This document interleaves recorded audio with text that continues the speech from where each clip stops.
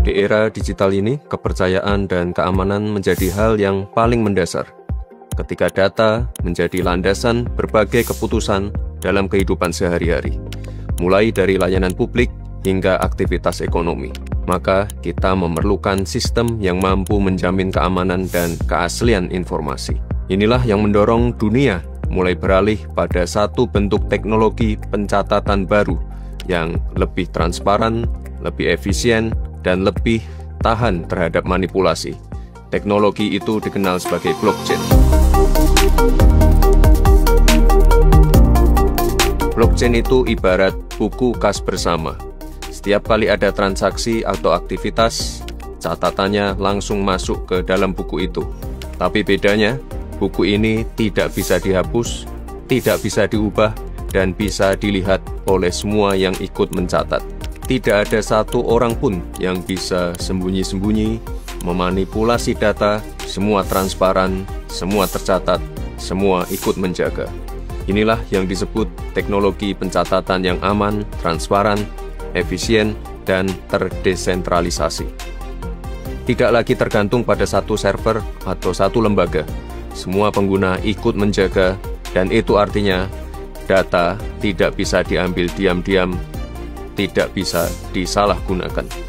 Pemerintah menyadari potensi ini, karena itulah hadir Peraturan Pemerintah Nomor 28 Tahun 2025 sebagai bentuk dukungan hukum dan kepastian bagi pengembangan teknologi baru seperti blockchain. Aturannya jelas, izin usaha disederhanakan, akses masuk ke sektor ini dipermudah.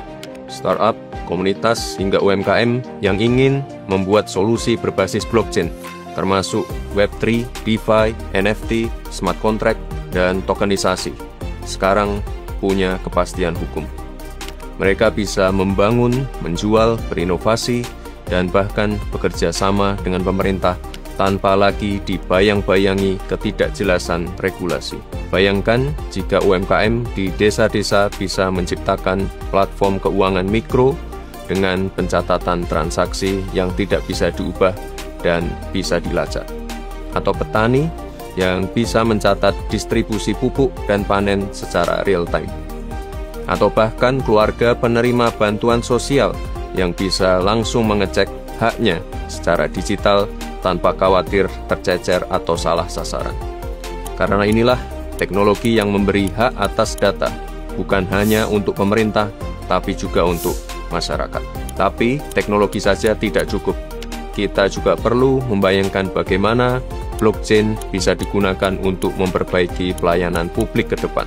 Bayangkan jika kartu keluarga, akta kelahiran, surat kepemilikan kendaraan, hingga surat tanah disimpan dalam sistem yang hanya memiliki satu versi asli yang sah, tidak bisa diubah, dan bisa diakses dengan aman kapan saja. Inilah potensi blockchain menciptakan sistem pencatatan yang terjamin keasliannya, efisien secara biaya, dan jauh lebih transparan dibandingkan sistem konvensional. Blockchain bukan sekedar teknologi, ia adalah ekosistem yang hidup dengan aturan, nilai, dan sistem tersendiri. Saat dunia bergerak cepat ke arah ini, dan banyak negara yang telah melangkah lebih dulu, baik dengan membangun sistem layanan publik, identitas digital, hingga tata kelola dokumen berbasis blockchain, maka Indonesia harus segera beradaptasi pada teknologi blockchain ini. Melalui PP Nomor 28 Tahun 2025, pemerintah mulai menyiapkan arah kebijakan atau roadmap yang lebih jelas sebagai bagian dari visi besar hilirisasi digital. Kalau dulu kita bicara soal kedaulatan data, sekarang kita bicara sistem yang menjaga data itu agar aman, adil, dan memberi manfaat sebesar-besarnya bagi masyarakat. Seperti yang sering ditegaskan oleh Bapak Presiden Prabowo, hanya dengan menguasai sains dan teknologi, kita bisa melompat dari kemiskinan menjadi bangsa yang maju dan berdaulat. Khususnya, kita di zaman kita sekarang adalah sains dan teknologi harus kita kuasai. Di dunia modern ini, hanya dengan sains dan teknologi, kita bisa menghilangkan kemiskinan. Kita bisa menjadi negara maju, negara modern. Namun, transformasi ini tidak bisa berjalan sendirian. Dibutuhkan visi, kolaborasi, dan keberanian untuk mengadopsi cara berpikir yang baru. Pemerintah perlahan membuka jalan, memberi ruang bagi inovasi, dan menyiapkan kerangka strategi agar ekosistem ini tumbuh sehat dan inklusif. Sekarang saatnya semua pihak bergerak bersama, mulai dari pengembang teknologi, komunitas digital, hingga pelaku usaha, serta pemangku kebijakan. Karena semakin awal kita menanam pondasi, semakin kokoh posisi kita dalam menghadapi masa depan.